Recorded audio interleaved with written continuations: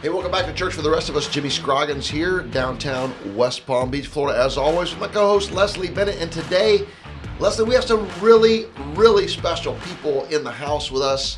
Sure do. Some of the most special people to me in the world. In fact, the most special people to me in the world. Who do we have, Leslie? Some of my favorite people too. So we have your wife Kristen with us, and we have two of your kids, Stephen and Anna Kate, because we're going to be talking about a new family church resource called Full Circle Parenting. It's a book that Jimmy and Kristen wrote. It's coming out on April 20th, and we just want our listeners to know that all the proceeds for the book go to Family Church to support our strategy called Relentless Pursuit. And we're really excited about this new resource. But before we get into it, I do want our guests, Kristen and Stephen and Anna Kate, to just introduce themselves. Yeah, so hi everybody. I'm Kristen. I'm Jimmy's wife, and we have 8 children together, and we brought 2 of them today. Anna Kate, tell us about yourself. Yeah, so I'm the 6th born child out of 8, so that's fun, and I play lacrosse and volleyball at the King's Academy. I actually just came here from lacrosse practice, so Yeah, sorry if I smell a little bit, but You look cute anyway. thank you. And you're how old? I'm 15. All right. And the first girl, 6th born. She's our first oldest girl. Yeah. Sophomore in high school, hard to believe. My name is Steven. I am 18 years old. I am number 5 out of 8, beat you by 1.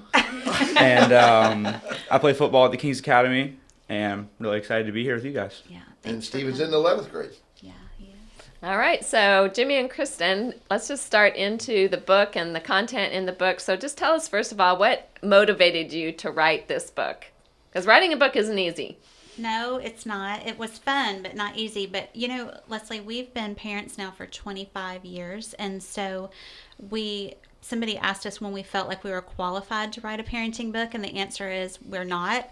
But part of the reason why we wrote it is that very purpose. Is just we wanted to give parents a way to think through how to have discussions with your kids that are meaningful. And so we took the idea of the 3 circles about God's design, sin and brokenness, and then the gospel and recovery of that design as a tool to have conversations with our kids. So Jimmy and I have been saying lately that a good theology leads to a good parenting strategy, which helps us to have good conversations with our kids. And so that's really what this book is about. It's not a how-to manual. It's not a blog on how to raise a perfect kid.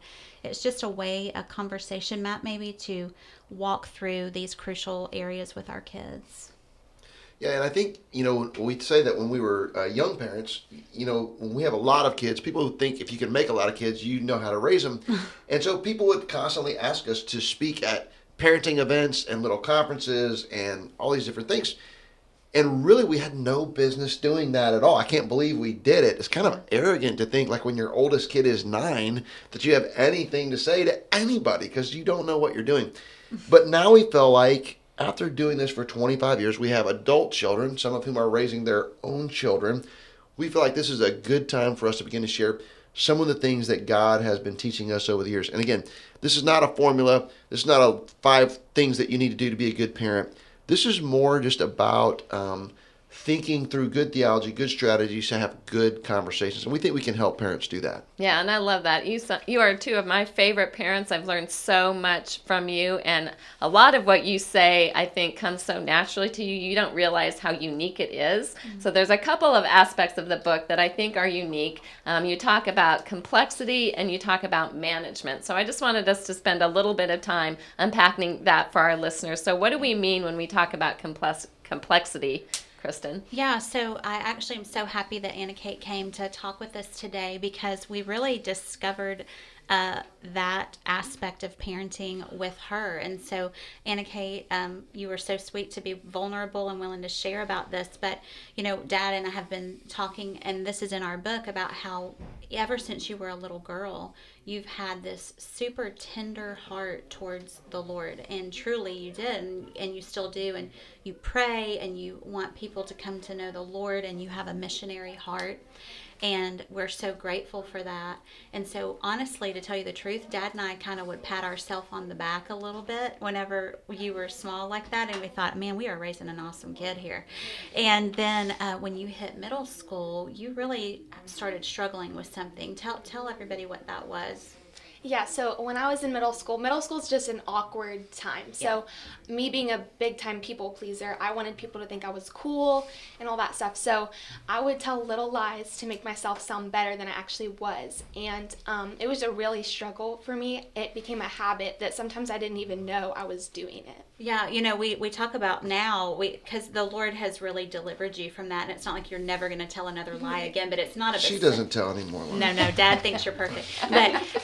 But it's not this stronghold besetting sin in your life. It has made you more compassionate to people that struggle with it, though. But we talk about how, man, you would lie about stuff that you didn't even matter, like you weren't going to get in trouble about. That's what happens with sin in all of our lives. It takes root and then it just grows. So fast forward to, we thought we were awesome parents, and then now we found out you started lying. Remember when we had to go apologize to the girl in the parking lot? Because that was rough. That was not my banner Steven's mom moment. like, what? That was not my banner mom moment. But so then I get home and I'm like, gosh, Jimmy, I think she's a fake. She has this missionary heart. No, she doesn't. She likes to pray. No, she doesn't. She really is just a big old liar. And in that moment, I was so convicted as a mom, because I realized that is such a horrible way to think about our kids and ourselves. And who am I? You live with me. I've got struggles and besetting sins in my own life that I have to work through.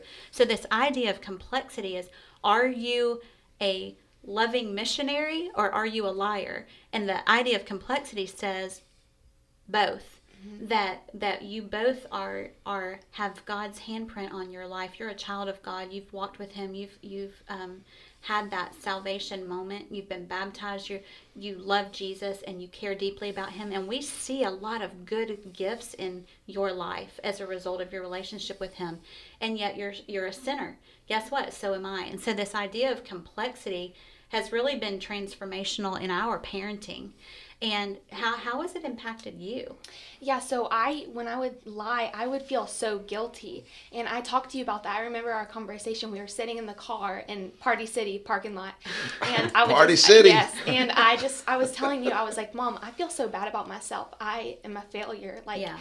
And it gets a little emotional. But you helped me see that sin, lie and that sin is something that I did, but that's not who I was. And that's true for everyone. We sin and we have struggles, but that's not who we are. That's just things that we do. And God can use other things to help us overcome that. And He really did that for me. I started praying and asking Him, show me my sin and help me fix it. And He really did.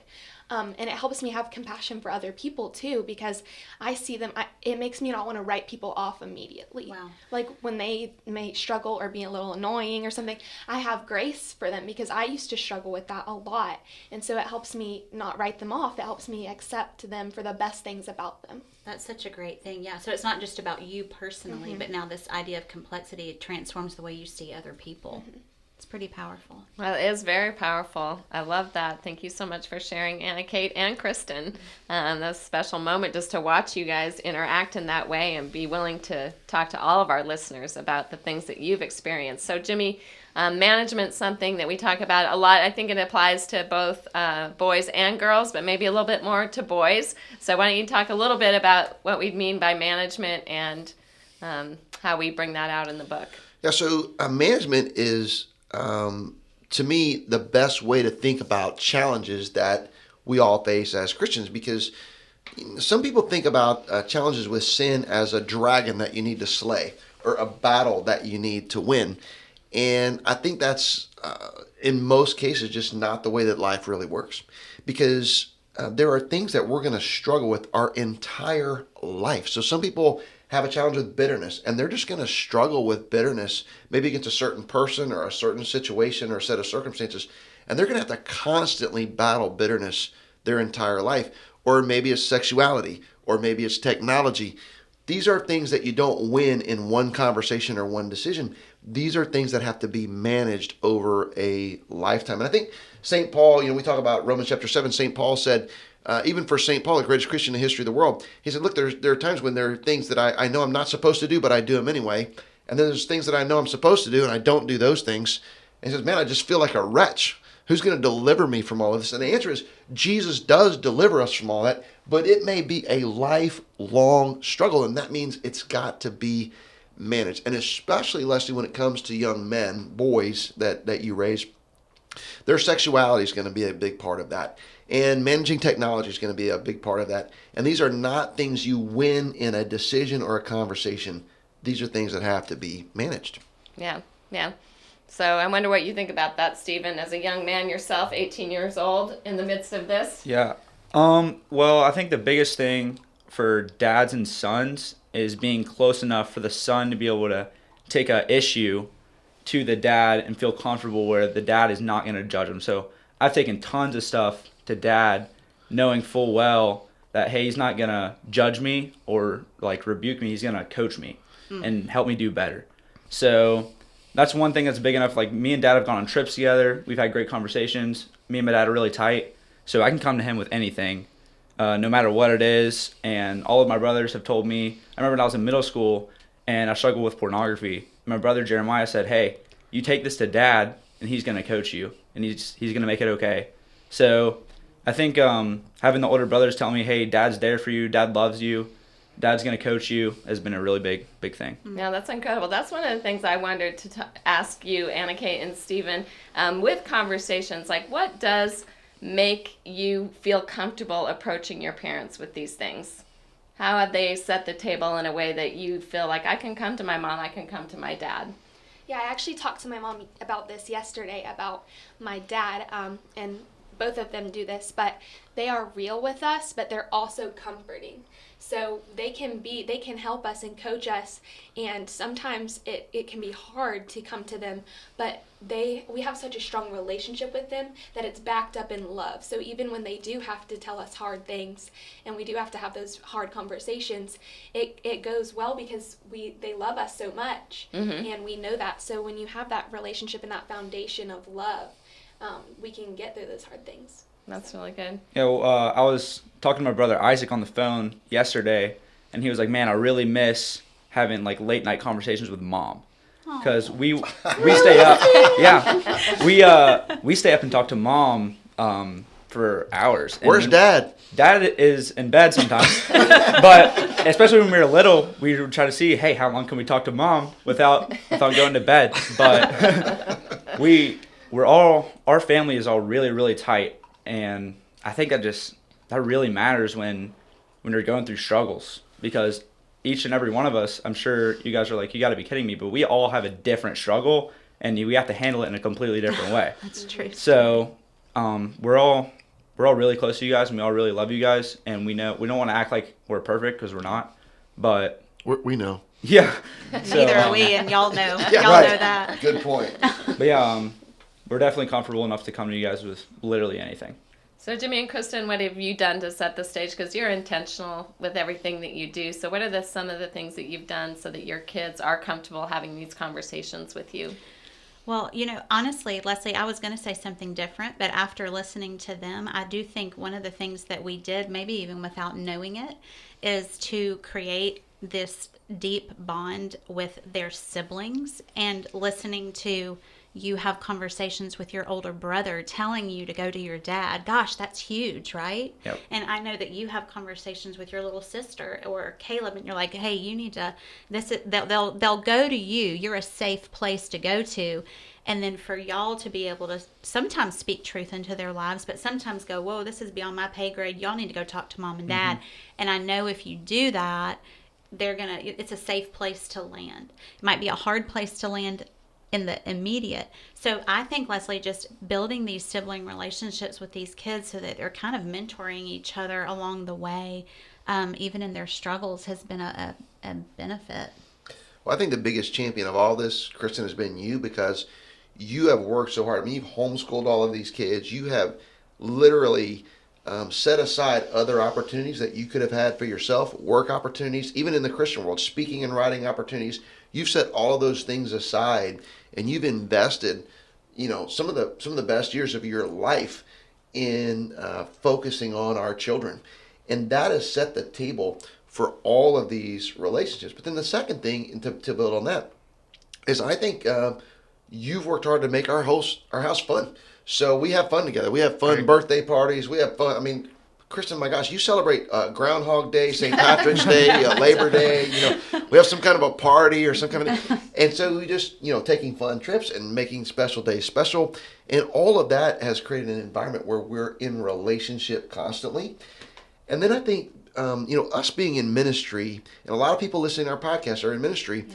We have intentionally taken advantage of some of the flexibility of a pastor's schedule. That's one of the reasons we homeschool. Not because we love homeschooling so much, but because it gives us more flexibility to spend time with each other, especially when the kids were small. Because when you're in ministry, you often have to work when other people aren't working. Mm-hmm. So you're doing stuff at night. You're doing stuff on the weekends. But you sometimes have some flexibility when other people aren't flexible, in the mornings, in the early afternoons. So a lot of times we would take our vacations from Monday through Thursday, because we've got to be here on the weekends. And so I think just you setting the table for all of that, making all of these things fun, and then prioritizing these shared experiences has been really powerful for building relationship. Yeah, we have a whole chapter on the book on sibling relationships, friendships, and mean kids, but it's based on some of the principles that you've employed in your home to build strong sibling relationships. Not everybody has 8 children, right. So not everybody can build friendships with their kids. They might have an only child or just 2 children, but I know that your parents, Anna Kate and Stephen, have worked really hard to build Team Scroggins. So what are some of the favorite principles that you've put into play as they have taught you this? I'd say we're all best friends. We played on sports teams together. Me, Isaac, and Jeremiah played at the King's Academy together, and me and Isaac have played together since I was 5 years old. Yeah.